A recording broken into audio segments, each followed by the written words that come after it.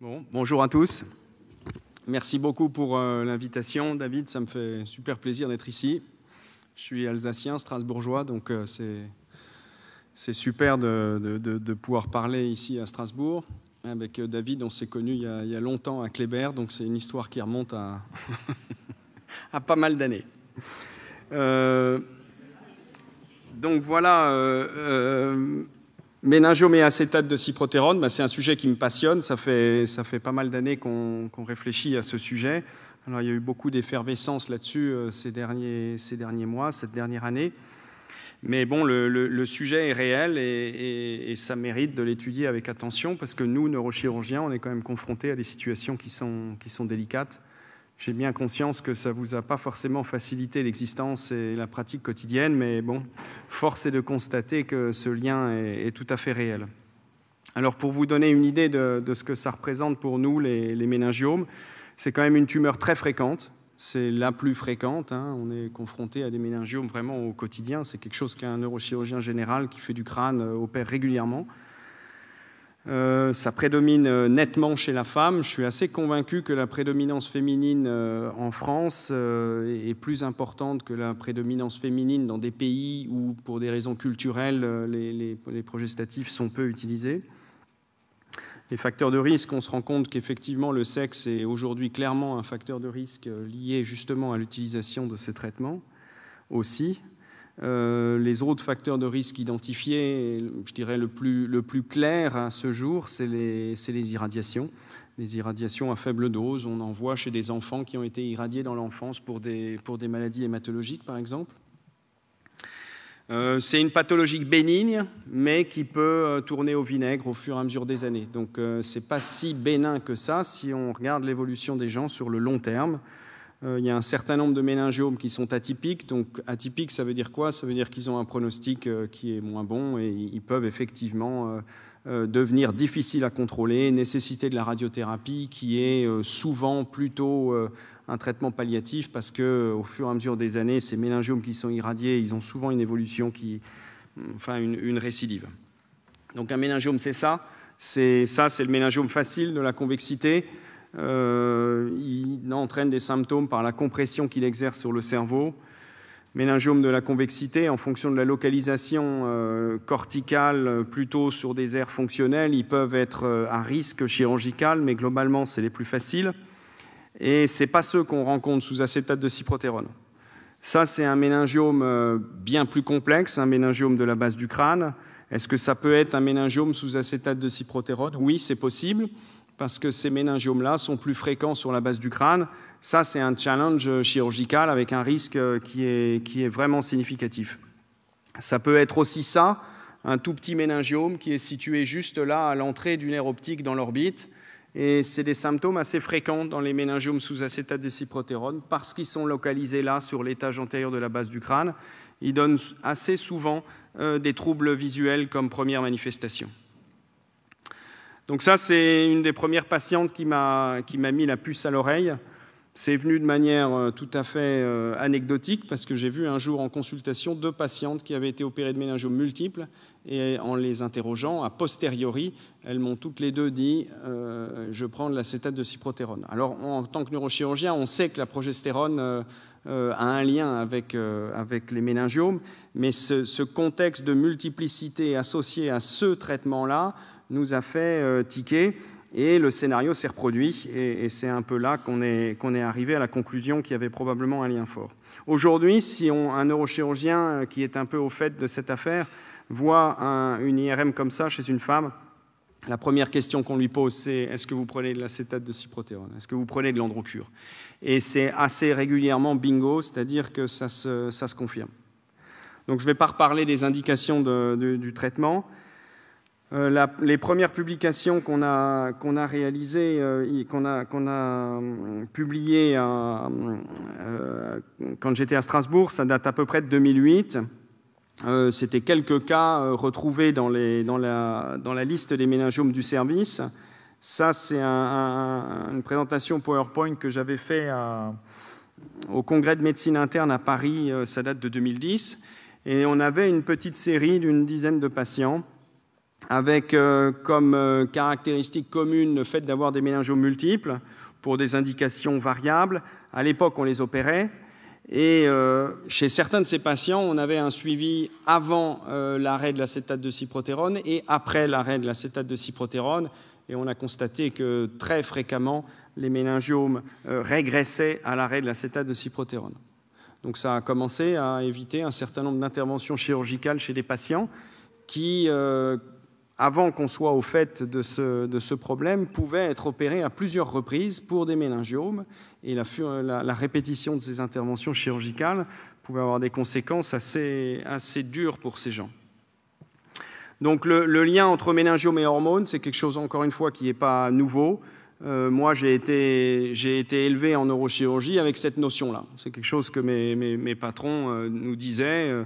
Quand il y a des progestatifs chez une femme, il vaut plutôt mieux les arrêter quand on diagnostique un méningiome. C'est plus fréquent chez les femmes. Ça s'accélère pendant la grossesse. La grossesse et les méningiomes, c'est deux choses qui ne vont pas forcément très bien ensemble. Il m'est arrivé d'opérer quelques patientes en fin de grossesse sur des méningiomes qui avaient tendance à avoir une croissance un peu exponentielle. L'association avec le cancer du sein, c'est discuté, avec l'endométriose, c'est discuté, les fibromes, c'est pareil. Je pense que c'est plutôt un contexte partagé. On a effectivement une expression plus importante des récepteurs à la progestérone dans la dure mère. Et j'ai régulièrement des patientes qui ont des symptômes qui s'améliorent dans certaines phases du cycle. Les céphalées, alors le lien de cause à effet avec les méningiomes n'est pas forcément évident, mais cette fluctuation des symptômes, c'est quelque chose auquel on est assez sensible en tant que neurochirurgien. Les récepteurs à la progestérone dans les méningiomes, alors c'est maintenant quasiment systématiquement dosé. Pourquoi? Et vous l'avez super bien montré dans la présentation précédente, qui était magnifiquement documentée sur le sujet. C'est un facteur pronostic. Un récepteur à la une forte expression des récepteurs à la progestérone sur un méningiome, chez une femme opérée, ça veut dire que c'est un méningiome qui a plutôt bon pronostic. Et effectivement, il y a une corrélation inverse avec l'index mitotique. Quand il y a simplement une expression des récepteurs aux oestrogènes et pas la progestérone, c'est moins bien. Quand il n'y a pas d'expression de récepteurs à la progestérone et aux oestrogènes, c'est encore moins bien. Donc sur le lien entre androcure et méningiome, sur les progestatifs et méningiomes, la littérature est assez pauvre, ou en tout cas elle est assez riche, mais les résultats finalement sont pas très clairs et vont plutôt dans le sens d'un faible lien, voire d'une absence de lien. Ce qui est quand même assez curieux, puisque ce n'est pas du tout l'expérience qu'on a, nous, sur le terrain. Donc je ne vais pas reprendre les publications qui ont été listées. Mais là, vous voyez que c'est un papier qui est assez récent, hein, ça date de 2013, c'est un bon journal. Et les traitements hormonaux substitutifs de la ménopause, dans ce papier, ça n'augmente pas le risque de méningiome. Ça ne représente encore une fois pas du tout la réalité que nous, neurochirurgiens, on constate sur le terrain. C'est souvent des études qui ne sont pas très bien montées, qui mélangent pas mal de choses, qui mélangent les produits, qui mélangent les patientes qui sont sous traitement ou qui l'ont été. Et ça, c'est bien sûr important parce qu'on sait par l'étude CNAM qu'on a réalisée qu'après l'arrêt de ces traitements, très vite, le risque de découvrir un méningiome diminue pour redevenir quasiment le même que pour la population générale. C'est des études rétrospectives, enfin, il y a pas mal de biais. Et puis, il y a des études qui sont venues quand même un peu jeter un pavé dans la mare. Pas celle-là. Ça, c'est une étude espagnole qui a confirmé qu'il y avait un lien, une étude épidémiologique, mais une étude épidémiologique pas très puissante et qui est passée un petit peu inaperçue. Celle-là, par contre, elle a jeté un certain trouble parce qu'elle a montré qu'il n'y a pas de lien, et le seul lien qui existe, c'est un lien entre la prise d'acétate de cyprotérone chez l'homme et les méningiomes. Donc quand on a vu cette étude, on s'est dit c'est bizarre, parce que c'est vraiment l'inverse de ce que nous, on voit sur le terrain. Et c'était une étude sur, alors ça parle des traitements hormonaux, mais c'était exclusivement, quasiment, l'acétate de cyprotérone. C'est une étude qui a été réalisée en Angleterre, où l'acétate de cyprotérone est prescrit à 2 mg, donc c'est la Diane, et une étude, encore une fois, pas très bien montée, et tous les auteurs sont liés ou sont employés chez Bayer. Donc bon, un peu moyen. Nous, on a continué à travailler sur le sujet avec Gabriel André, d'ailleurs, qui est venu assez souvent à Paris pour nous apporter son expertise. Ça, c'est un papier qu'on a publié en 2015 de notre expérience à Paris. Et on a publié donc 12 femmes sous acétate de cyprotérone avec des méningiomes multiples pour 11 d'entre elles. Des symptômes qui sont assez souvent visuels, ce qui veut dire que c'est des méningiomes de la base du crâne, et on voit une régression dans la quasi-totalité des cas ou une stabilité, mais pas de progression. Ça, c'est un cas d'une patiente qui l'a échappé belle quand même, parce que l'intervention chirurgicale, elle n'est pas passée très très loin. C'est un méningiome pétroclival, donc c'est un méningiome assez complexe, avec un risque chirurgical majeur, une tumeur qui poussait, et encore une fois, un neurochirurgien qui a failli intervenir. Et ce lien avec l'acétate de cyprotérone, on s'en est rendu compte un peu au dernier moment, et on a arrêté le traitement, et vous voyez ce que ça a donné, la tumeur a fondu. Donc il y a quand même maintenant pas mal de papiers dans la littérature, de case report.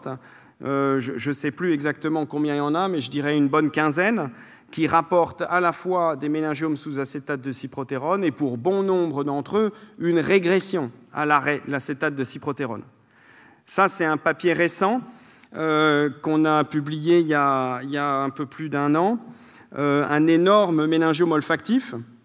Méningiome olfactif, ça veut dire un syndrome frontal.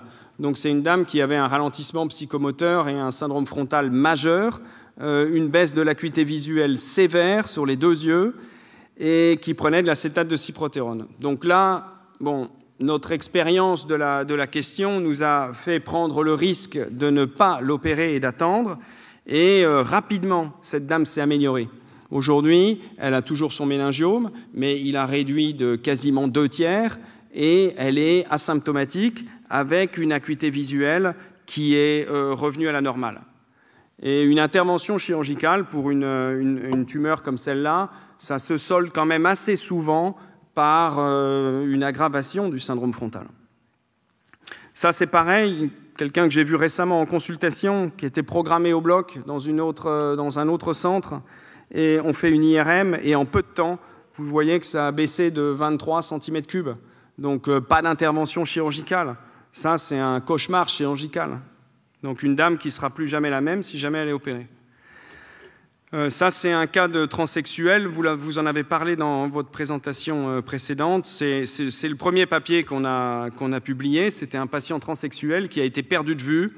La perspective de l'arrêt de l'acétate de cyprotérone n'était pas quelque chose qui collait avec son existence, et donc perdu de vue. Et puis finalement, je l'ai revu en consultation avec un méningiome qui avait beaucoup augmenté. Là, la décision commune a été prise d'arrêter l'acétate de cyprotérone, et effectivement, ça a bien régressé. Alors, je vous passe les autres publications. Chez l'homme, le lien chez l'homme, c'est rare. J'ai vu une fois un cas de méningiome sous acétate de cyprotérone chez un patient qui avait été traité pour un cancer de la prostate. Il avait eu environ 2 ans de traitement, si mes souvenirs sont bons, mais globalement, c'est quand même assez rare parce que je crois que c'est un traitement qui, aujourd'hui, est assez peu utilisé pour le cancer de la prostate, ou en tout cas beaucoup moins qu'avant. Alors, quelques données sur l'étude CNAM qu'on a réalisée à Paris avec la Caisse nationale d'assurance maladie. Cette idée de faire cette étude, elle est venue de cette discordance entre nos résultats et puis certaines données de la littérature. On avait besoin de le prouver, ce lien. Le seul moyen de le prouver, c'était d'aller voir l'assurance maladie et d'aller voir les prescriptions, les utilisatrices d'acétate de cyprotérone, et voir s'il y avait plus de méningiome. Alors, 2 parties dans cette étude. Les patientes qui ont débuté un traitement par acétate de cyprotérone entre 2006 et 2014, et un groupe de patientes qui étaient déjà sous acétate de cyprotérone avant 2006. On a comparé les faibles expositions à l'acétate de cyprotérone aux fortes expositions à l'acétate de cyprotérone. Le critère, c'était les actes de la CCAM, hospitalisation pour méningiome et opération pour méningiome. Donc l'étude sous-estime la survenue de méningiome. Elle n'a considéré que les méningiomes qui sont passés entre les mains des neurochirurgiens. Qu'est-ce qui ressort de cette étude? L'hirsutisme est une indication fréquente, hein, mais c'est de loin pas la seule indication. Vous voyez que dans 31%, l'indication du traitement, c'était de l'acné sans hirsutisme. Sur les prescripteurs, c'est souvent une prescription qui vient de la médecine libérale. Donc, combien de méningiomes ont été identifiés dans ces femmes qui ont débuté un traitement à partir de 2006? Dans le groupe exposé à des fortes doses, 69 cas. Dans le groupe faiblement exposé, 19 cas. Ça fait un risque multiplié par 7 pour ces femmes qui ont pris de l'acétate de cyprotérone à partir de 2006. Ça ne veut pas dire qu'au bout de 6 mois, on a un risque multiplié par 7. Ça veut dire que dans cette population, entre 2006 et 2014, si on regarde les femmes qui ont pris de l'acétate de cyprotérone, le risque chez elles est multiplié par 7. Il y a un effet dose qui est assez considérable. On voit que plus la dose augmente, plus le risque augmente. Si on s'intéresse à ce qui se passe après l'arrêt du médicament, on voit que le risque diminue rapidement après 1 an. Ça veut dire que la première chose à faire quand on diagnostique un méningiome et sous acétate de cyprotérone, il faut arrêter le traitement. C'est malheureusement pas encore le cas, et ça, c'est les neurochirurgiens qui ne sont pas tout à fait encore au fait de la problématique. Et donc, il y a encore des situations où les traitements ne sont pas arrêtés. On l'a vu dans cette étude-là. Donc, si on regarde les patientes exposées avant 2006, donc des expositions qui sont plus longues, on voit que le risque augmente. Là, c'est 485 méningiomes opérés qui ont été identifiés. Et l'effet dose, on le retrouve aussi. Et on voit que sur des prises de plus de 60 grammes d'acétate de cyprotérone, le risque monte jusqu'à 50. Donc ça commence à être des risques qui sont quand même majeurs.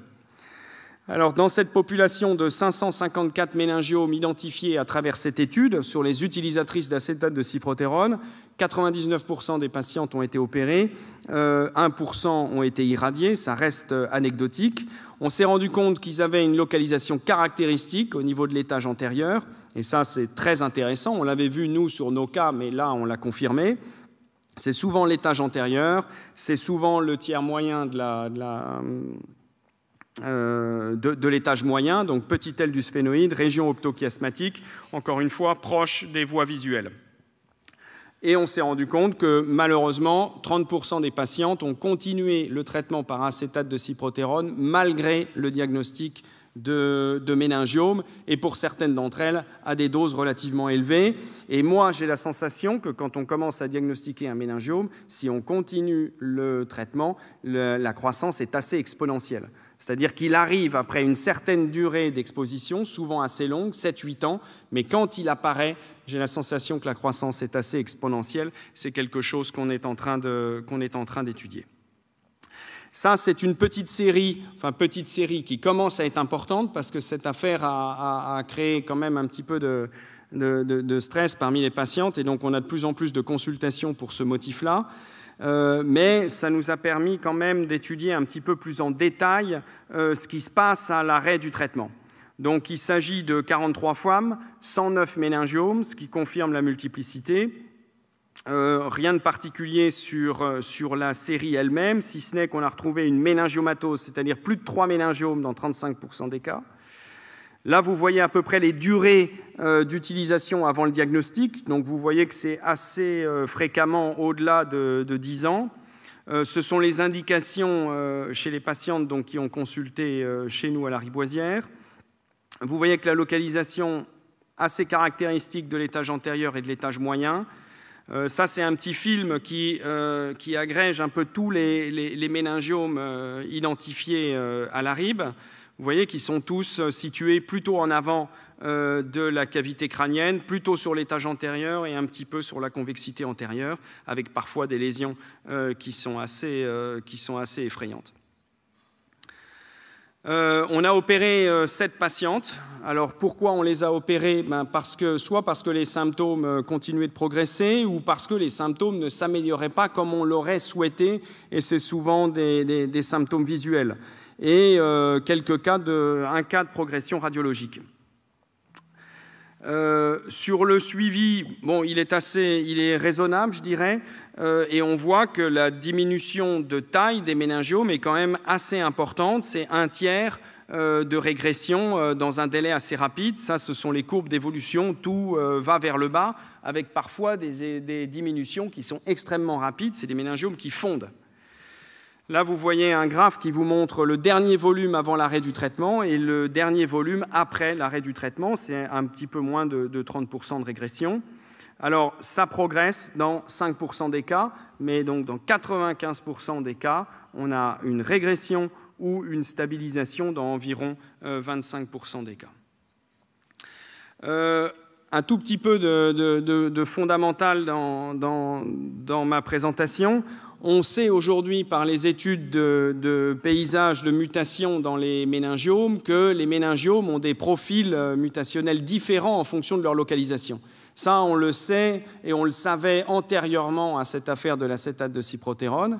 Et donc, on s'est dit, si ces méningiomes de l'étage antérieur qui ont un profil mutationnel différent et si on a sous acétate de cyprotérone des méningiomes exclusivement dans ces localisations-là, il y a peut-être quelque chose à chercher sur la génétique de ces méningiomes. Donc la Pitié a fait une étude assez intéressante de ces méningiomes sous acétate de cyprotérone pour essayer de voir si, encore une fois, le profil mutationnel était particulier. Et effectivement, ils ont trouvé des particularités dans ces méningiomes par rapport aux méningiomes habituels de l'étage antérieur. Et donc ça, c'est une piste pour une meilleure compréhension du phénomène et peut-être à moyen terme identifier chez des patientes des facteurs de susceptibilité qui font qu'elles vont développer plus que les autres des méningiomes sous acétate de cyprotérone.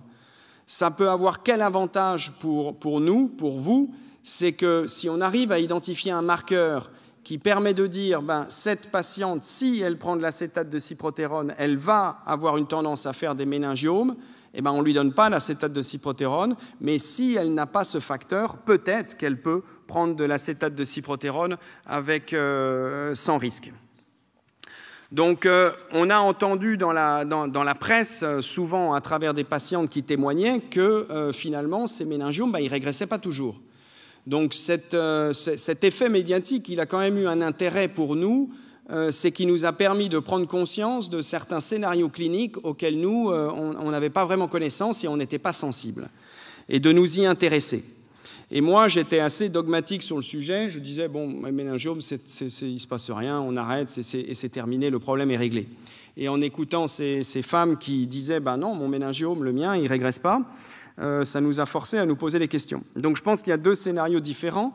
Il y a la patiente qui développe d'authentiques méningiomes sous acétate de cyprotérone. Si on lui avait fait une IRM en début de traitement, elle n'aurait pas eu de méningiome. Ça, on arrête, ça régresse, et c'est les résultats de notre étude, c'est 95% des cas, il y a toujours l'une ou l'autre exception. Et il y a des patientes qui ont un méningiome avant de débuter le traitement sous acétate de cyprotérone. L'acétate de cyprotérone est un progestatif comme tous les autres, et ce méningiome exprime les récepteurs à la progestérone, donc ça a du sens. Le méningiome est boosté, sa croissance s'accélère. À l'arrêt de l'acétate de cyprotérone, ça ne régresse pas forcément, ça peut continuer de progresser et ça peut tourner au vinaigre indépendamment de cette prise d'acétate de cyprotérone, voire devenir un grade 2. Donc ça, c'est qu'une étude de grande ampleur nationale à partir d'une base de données de patientes qui nous permettra de répondre à ces questions.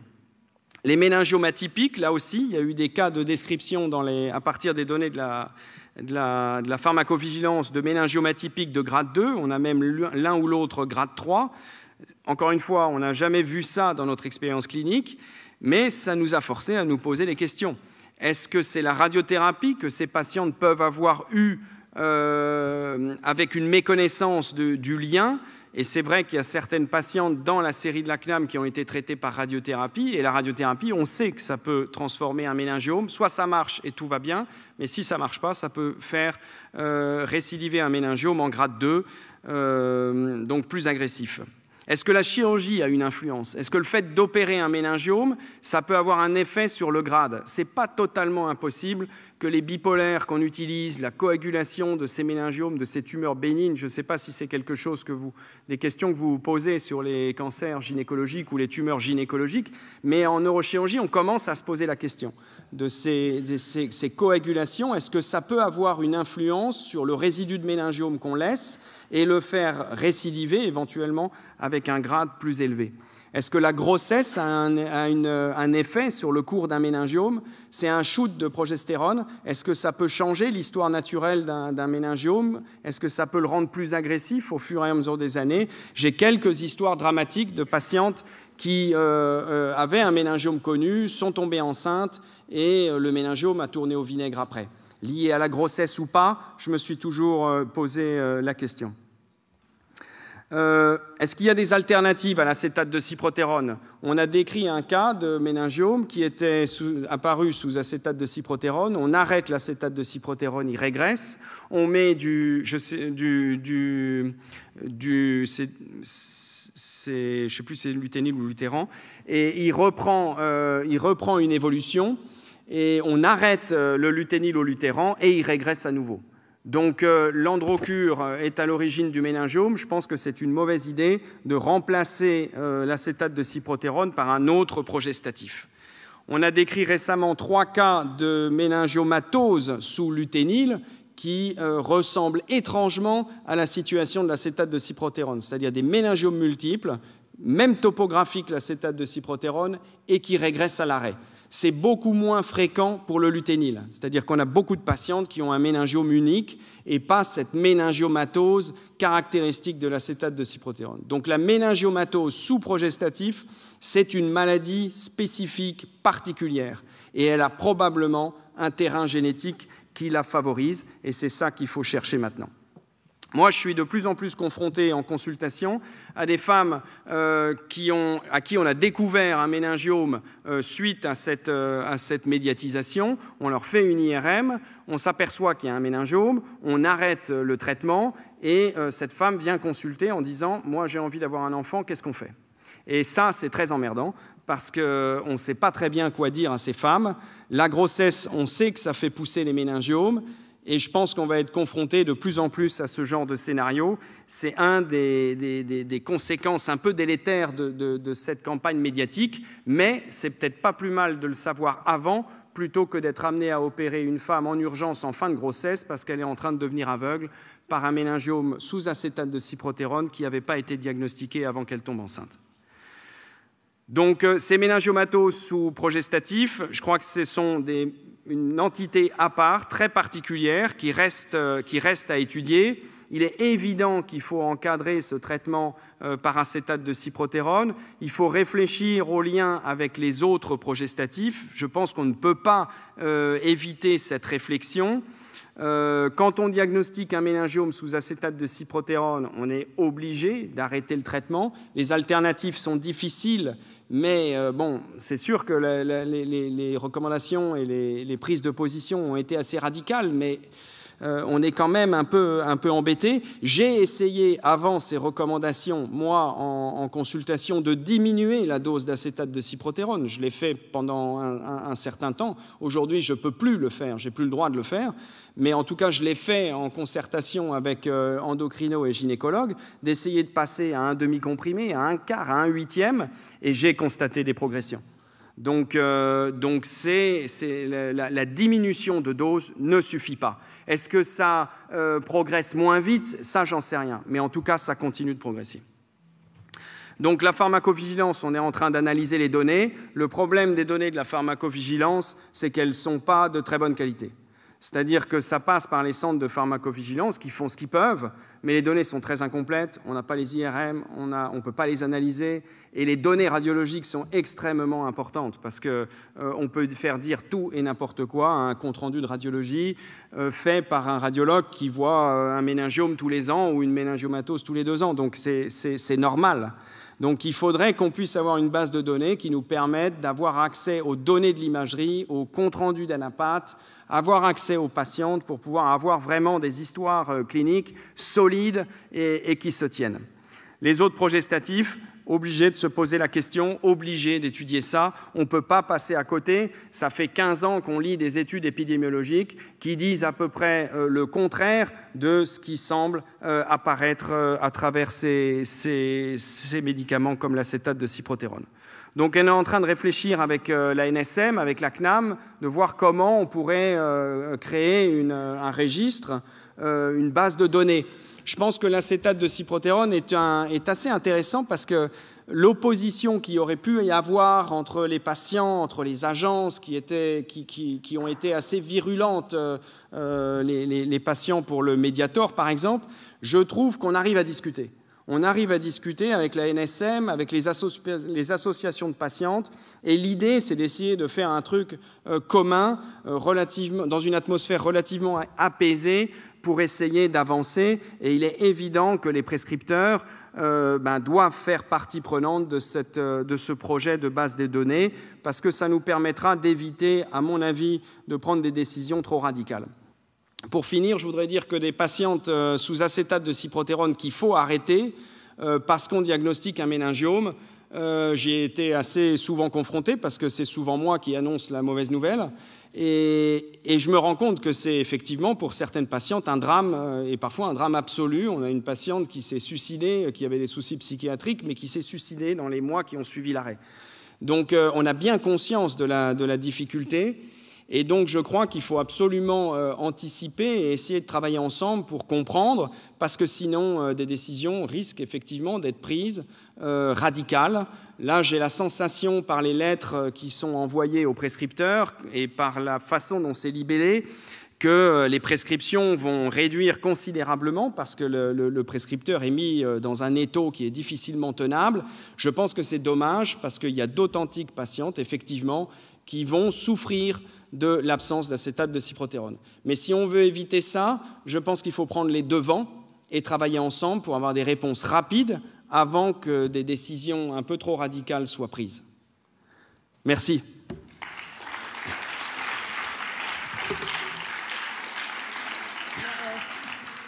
Ce que vous avez dit dans la conclusion, c'est exactement ce qu'on vit. On a l'impression que tout le monde se renvoie la balle, endocrinologue, gynécologue, et que des patientes qui auraient réellement besoin de la prescription, qui ont une gêne sociale énorme avec des hirsutismes majeurs, sont pénalisées parce qu'on en voit certaines revenir sur spironolactone. Effectivement, c'est pas aussi efficace. Donc, si on comprend votre take-home message, c'est qu'on peut quand même le mettre dans des indications mesurées. L'acétate de cyprotérone ? Oui, oui. Ben, ouais, oui. Enfin, en tout cas, si il n'est pas retiré. Il n'est pas retiré. Et qui dit que l'hirsutisme est sévère, c'est l'endocrino, le gynéco, parce qu'il y a les hirsutismes modérés. Voilà. Comment on pourrait être impliqué médico-légalement? Ça, je ne peux pas y répondre. Ouais. Non, parce que le problème, c'est l'hirsutisme sévère, c'est l'AMM modéré, tu le mets plus, point barre. Bah oui, mais hirsutisme sévère. Donc il faut faire le score de Ferryman-Gallwey, que ce soit l'endocrinologue qui le fasse et que... Ils continuent à prendre leurs responsabilités, voilà, mais et à le mettre. Est-ce que c'est nous qui allons continuer à prescrire ou que les endocrinos? C'est quand même une question parce qu'on a l'impression que les gynécos ont... Un hirsutisme sévère, de toute façon, la patiente a un endocrinologue. Donc je pense que l'indication reste valable. Après, moi, je me pose la question de la dose initiale. Cette AMM qui est donnée à 50 mg pour l'hirsutisme, comment est-ce qu'elle est née, cette AMM, à la base? Ça, je ne l'ai pas retrouvé en fouillant dans la littérature. Pourquoi 50 mg au départ? Oui, ça, je ne sais pas. Mais si ça se trouve, 5 mg aurait peut-être fait l'affaire, quoi. Même pour un hirsutisme sévère. En tout cas, moi, en diminuant les doses, dans mes tentatives de diminution des doses, j'ai assez souvent, alors j'y connais rien au traitement de l'hirsutisme, c'est vraiment pas mon domaine, donc je veux pas m'avancer là-dessus, mais j'ai trouvé que les patientes ne se plaignaient pas d'une recrudescence de leurs symptômes à la diminution de la dose. C'est pas quelque chose que j'ai vu. J'ai vu aussi un certain nombre de patientes qui, à l'arrêt total du médicament, il ne se passait pas grand-chose. Alors, il ne s'agissait pas d'hirsutisme majeur, mais souvent, il ne se passe pas grand-chose. Donc,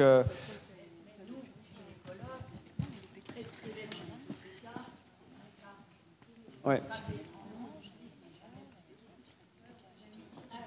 Mais moi, j'ai vu souvent des patientes qui venaient avec un comprimé à 50 mg depuis 20 ans. Et quand je leur posais la question, mais pour quelle raison vous le prenez? C'était pas toujours une grande clarté. Hein. Et donc, oui. Je pense qu'il y a une erreur initiale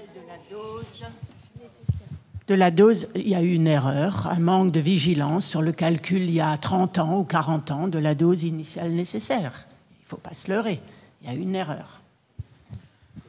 J'ai juste une petite question sur la. J'ai une patiente qui est venue pour un astrocytome, pour une préservation de fertilité. Et c'est une patiente qui avait été mise sous acétate de cyprotérone pendant 6 ans, alors que l'indication était tout à fait, alors plus que discutable. Il n'y avait absolument pas d'issortif, il n'y avait même pas d'OPK, il n'y avait rien du tout. Et je me posais la question, est-ce qu'il y a d'autres tumeurs cérébrales qui sont en relation avec l'acétate de cyprotérone? Est-ce qu'il pouvait y avoir chez cette femme en particulier une relation de cause à effet?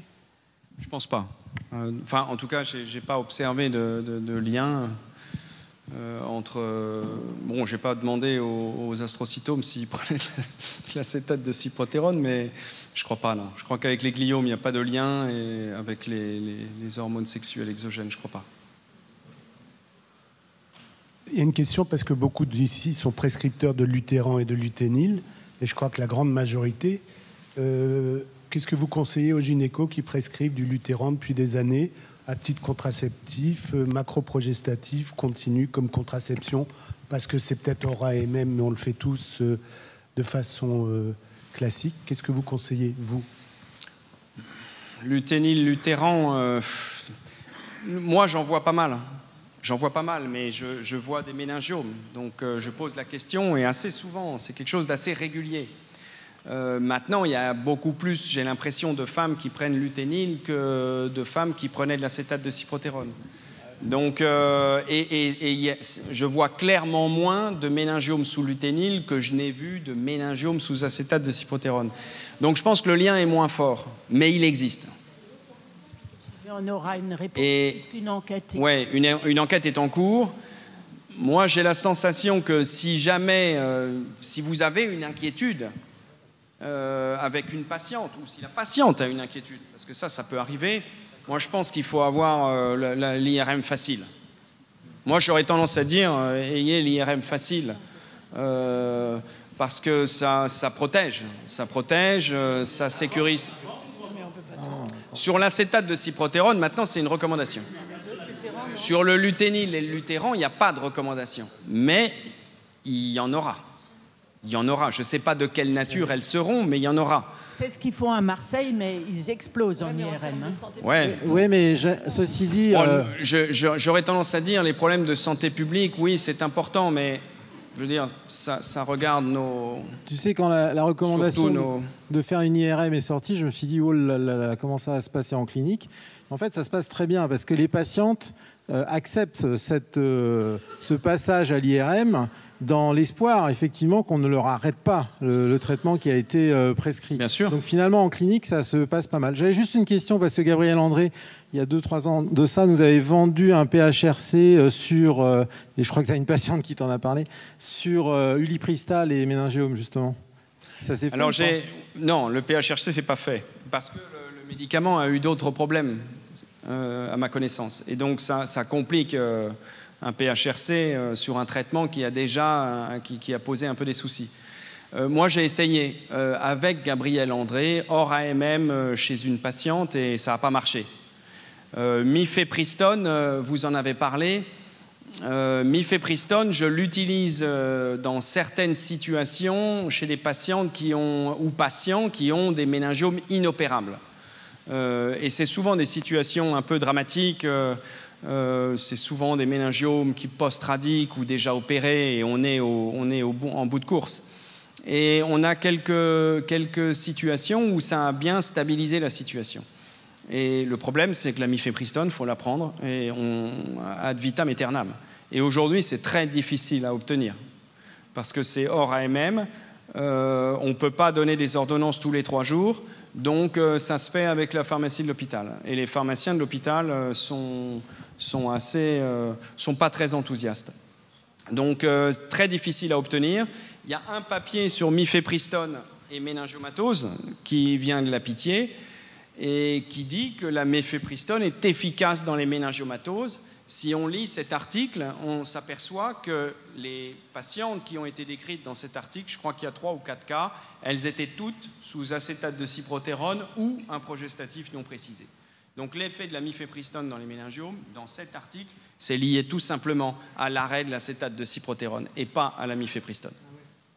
Alors, non, mais c'est un truc que les chirurgiens de la base du crâne qui sont confrontés à des méningiomes complexes, et c'est mon cas, connaissent, et c'est l'arme un peu de dernier ressort dans des méningiomes voilà, qui sont très difficiles, et on n'a pas beaucoup d'autres solutions à proposer avec une certaine satisfaction. C'est souvent des méningiomes de grade 2 ou de grade 3, et donc ce ne sont pas les méningiomes connus pour être hormonosensibles ou en tout cas avoir une expression des récepteurs à la progestérone importante. Parce qu'en général, ils les perdent avec le grade. On va être obligé de continuer peut-être à la pause après parce qu'on a tous plein de Merci en tout cas. Je ne sais pas si vous restez.